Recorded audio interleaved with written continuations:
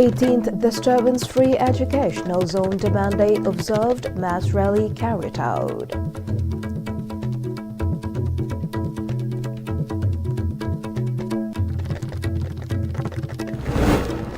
Preserving healthy environment will help in boosting state's economic status, says Additional Chief Secretary Anurag Bajpai.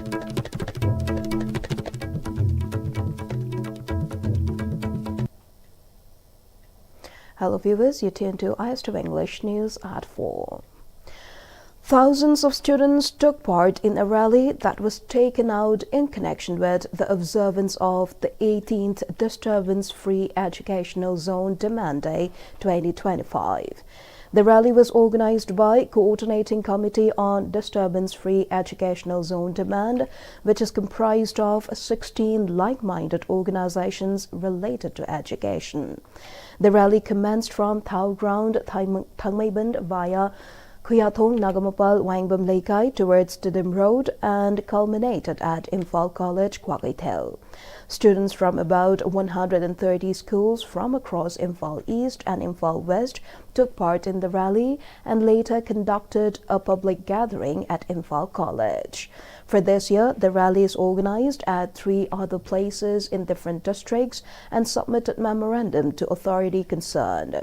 Speaking in connection, convener of Coordinating Committee on Disturbance-free Education Zone Demand and President of DESAM, Mayingbam Somorjit, stated that to elevate the state's education sector to a global level and to need to identify and eliminate disturbances, July 5th has been observed as Disturbance-free Education Zone Demand Day since 2008. This initiative, jointly organized by DESAM and various civil society organizations, student groups, parent associations, and teacher unions, aims to bring positive change to the state's education system. Lamdam leba ama lamdam khunai ma hiram khudem lamdam phang chakot pai base leba adu lamdam khunai adu le division 16 matun putoi human resource aduna lepe adubo kayuma matam da koi lamdam sidadi phibam amade hekta education sida ayar pan bibe ge thong siam toina thoi aduna ji so leba ke ruba phibam mayam am lei koi khangjai tawdabo sigi manung da education hai base section mayam da disturbance pira ga chuma sidi koi yari ba makai disturbance sidagi lamna le helaga human resource ma phang phana puthona na ba kona ba gyam na maru oi badu lei haidana su people machine so boy aduma logzabani aduna miyamda appeal tawjari madu education sector se makalam madu ki disturbance free da bajo nama hinana ba honamina si koi release gi matungda Imphal college da mairoi sing adu ojam yang gi mifam pangthoba matungda koi no memorandum ma honor governor da su state sig leriba education gi phibam si hena phagana ba musung education sector da makalam madu ki disturbance free da na ba honabina ba hena taksin na ba memorandum su submit tawjagani hadan khamjari. Disturbance-free Educational Zone Demand Day is observed annually on July 5th in Manipur since 2008 with the aim of advocating for a peaceful and uninterrupted learning environment in educational institutions. DESAM joined hands with different civil society organizations, student organizations, parent and guardian bodies, and associations of teachers and educationists to observe the day with various activities, including rallies, awareness campaigns and discussions, all focused on ensuring that students and teachers can carry out their academic pursuits without disruptions. The Disturbance-free Educational Zone Demand Day was also observed in Thoubal and Kukching today. Coordinating Committee on Disturbance-free Education Zone Demand jointly carried out a mass rally at Thoubal. Founder of KM Blooming School, Menjor Mangang, flagged off the rally from the gate of Thoubal District Hospital. Hundreds of students and teachers, along with citizens, took out the march till Thoubal College. Speaking on the occasion, President of Private Schools Development Council, Thoubal District, Jotin Salam, appealed to armed groups to stop imposing unbearable monetary and other demands on educational institutions. He also called upon the government to refrain from politicizing the education sector and to keep the sector free from corruption, nepotism and favoritism. Sahi amagi manungda numit chani ya kun larik tamba phangan magi policy ama government assembly ga dabani haibasima adu education da nepotism favoritism adu gumba mayam ama chathaduna education gi policy leitaba mawong sing ase masi policy ama assembly rakanda hena yang phaba leba ki global gi education gi sector da akoi se mangjal daba adu gumba kunai ama ohen badarka lai akoi huzik modu gi damakta mipong kudi makta koi awareness pibe gi pandam du da akoi ne release si passenger bani adu gumba miam humna amadi ekoida adugumba mikihanba tukalanba satra free oina like tama phangdaba siguma mayam se india ki citizen ama oina fundamental rights ire akoi mangan bigano haiba appeal sigama no na koi sumba sasabani.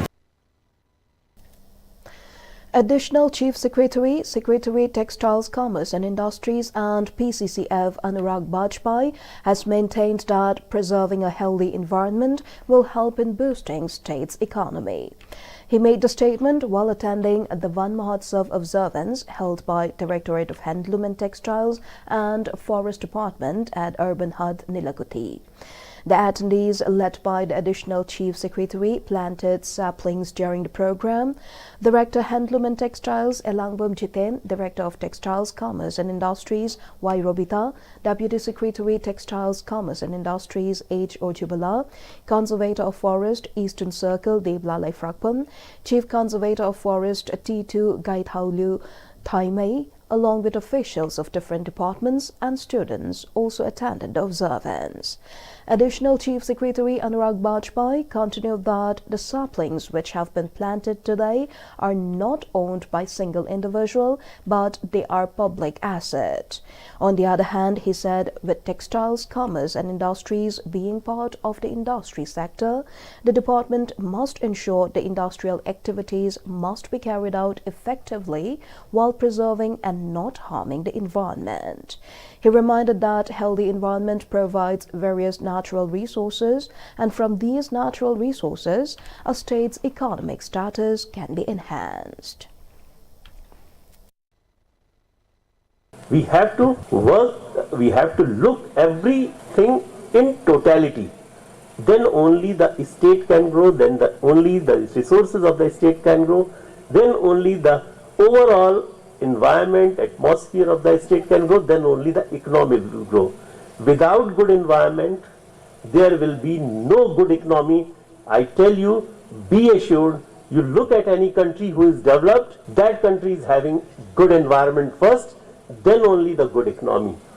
You see across the world, the European countries who are the most developed countries, and among them Finland is the most developed country. You see how good, how environment friendly is Finland, and that is one of the most developed countries in the world. Forest Department, on the occasion of 76th Van Mahotsav 2025, organized a tree plantation event at the roadside of Churachandpur, Lesanghiden. Division Forest Officer MFS Urban Forestry Division M. Wungrin Lansing highlighted that July marks the beginning of Van Mahotsav, and the Urban Forestry Division aims to distribute tree seeds and plant trees along roadsides with PWD permission. He emphasized the importance of community care in nurturing the planted trees, noting that the department's efforts will be complemented by local involvement. Wungrin added that the tree planting initiative starting at Lesanghiden will continue until Lilong. Sigi roadside plantation se akoina musi PWD ka ngangnaraga sigida akoina jaga se yam lembanina free the live na akoina sida block plantation man develop tawninba roadside block plantation na aduna layer ani thaningai aduga adugi aim da akoina sise plantation howne. The Lions Club of Churachandpur and Lions Club of Singchimai jointly organized a tree plantation event at Ramkrishna School campus themed Save Environment. President Lions Club Churachandpur Ningombam Ibotombi expressed his desire to nurture the planted trees to help mitigate the current climate change. The event was attended by various office bearers of the Lions Club who joined in supporting the initiative. 우승제 아니 하자버디 우승지 마론 독대 mami chude ngang bujokte aduna mokan ising thakninge chaninge haiba ngamdamni na matam chana akon ising kaibiba masi tagawi haina. Co-convener of Churachandpur Meitei United Committee, Nabaning Thocham, stated that the Churachandpur Meitei United Committee had submitted memoranda multiple times, raising a charter of demands that remained unfulfilled for an extended period. This led to various forms of agitation, including sit-in protests. However, following assurances from the Governor of Manipur and the Chief Secretary, the ongoing agitations have been called off with immediate effect. He made the announcement during a press briefing held at Manipur Press Club today. Speaking further, he said that the Churachandpur Meitei United Committee, comprising 5 IDP organizations from Churachandpur, had previously met with the Governor and submitted a 6-point memorandum. Despite assurances from the Governor that the demands would be addressed, none were fulfilled, leading to continued agitation. He warned that if the current 3-point demands are not met promptly, the organization will launch a more intense form of protest in collaboration with the public.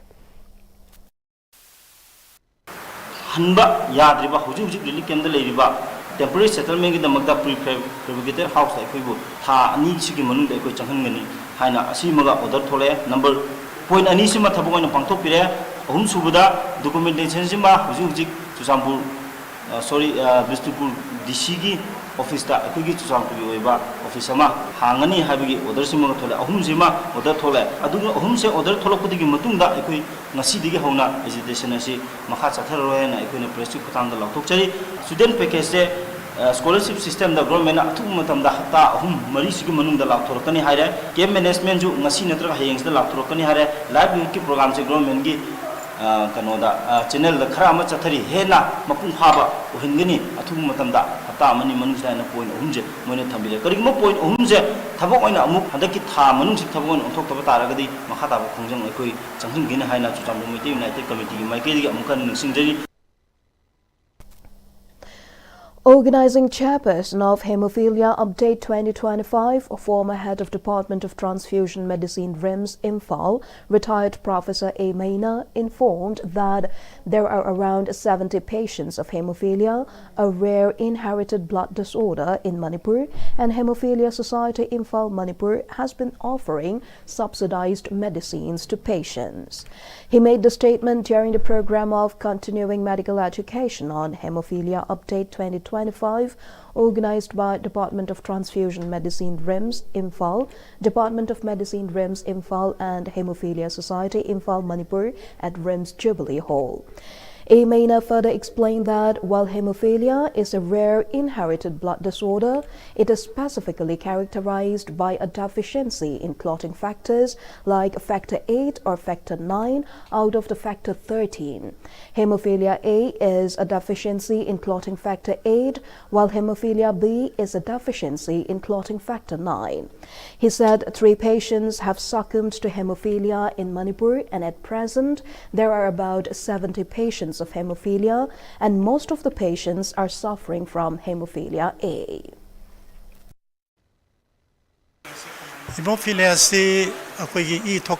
a bleeding disorder masi inherited disease ne masi gene clotting factors singse makoi synthesize tawrisi X chromosome haiba nupi di yawba nupa da su X yawe ko nupa dan XY nupi dana akoi XX adugi manungda X ama sideda defective oiragadi masagi factor 8 natraga 9 hairiba protein jingsi clotting factors jingsi makoi sungbada 1 sungba natraga na 0 level bhawda oiba yai ad hairiba factor 8 and the 9 si wat lagadi makoi si akoina factor 9 8 wat lagana hemophilia A kaure aduga factor 9 si wat lagana hemophilia B kaure aduga masi treatment sidi hoji phawba ki una leiri sidi masagi wat liba factors se replace tawbani.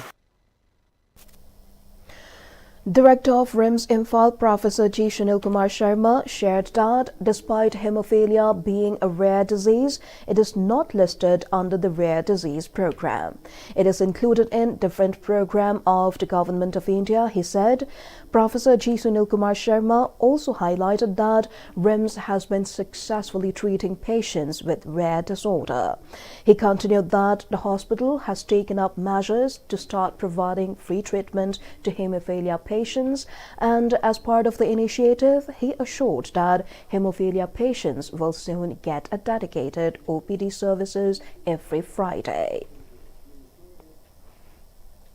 As we look to the future, let also remember our responsibility to raise awareness about hemophilia in the community, to advocate for better patient support systems, and also to work together, doctors, researchers, policymakers, and patient groups to ensure that no one living with hemophilia is left behind.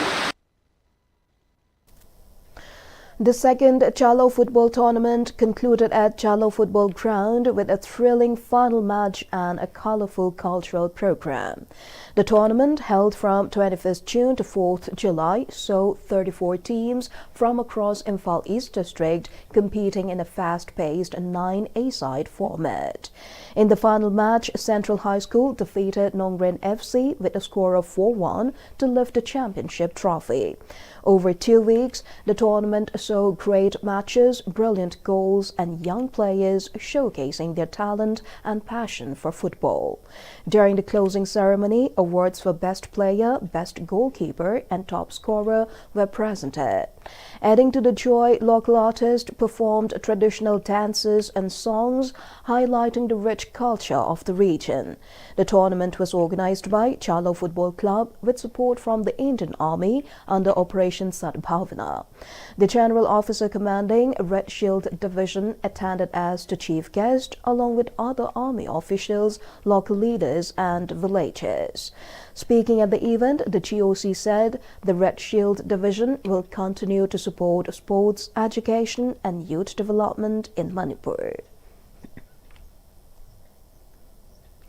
In the national and international news, Bharatiya Janata Party BJP leader and businessman Gopal Khemka had been shot dead by a bike-borne unidentified man in the southern part of the Gandhi Maidan area, Bihar.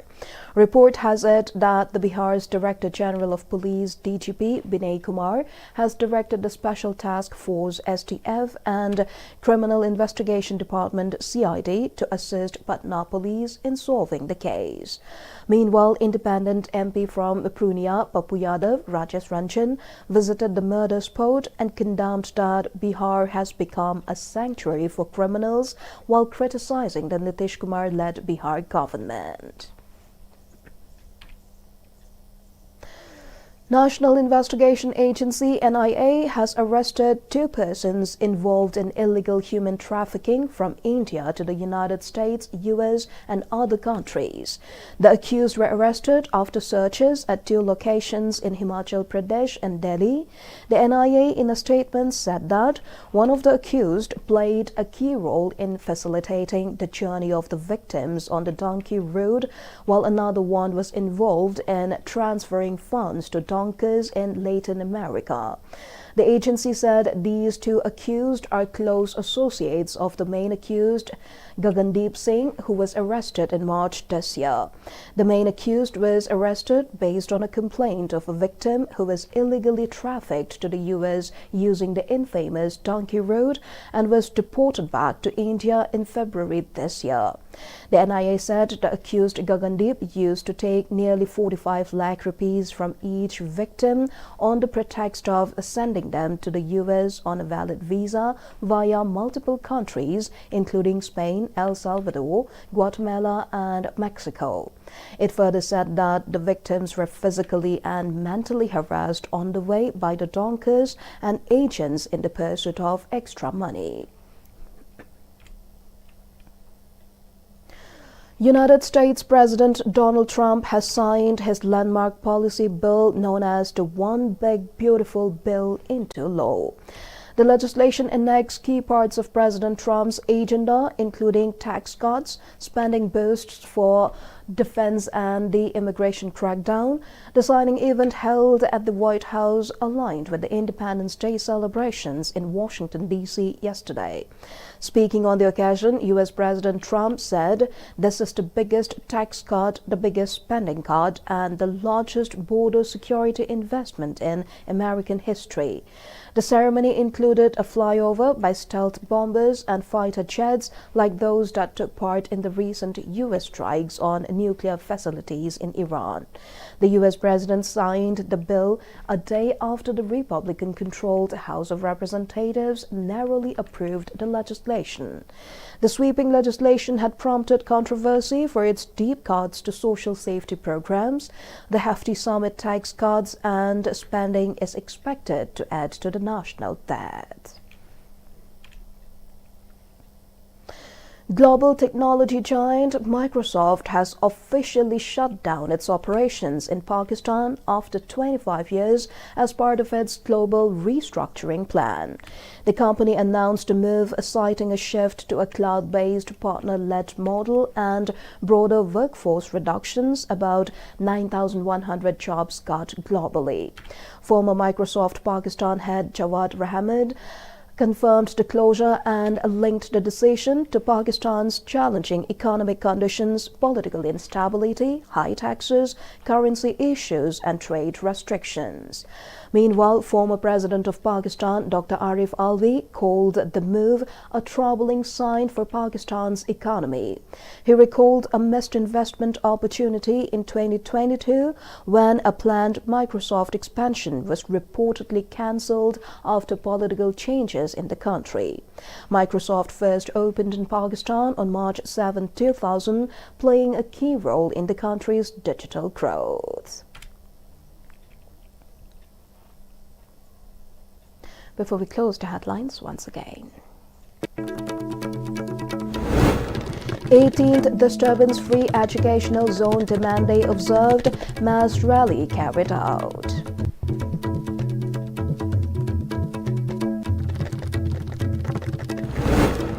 Preserving healthy environment will help in boosting state's economic status, says Additional Chief Secretary Anurag Vajpayee.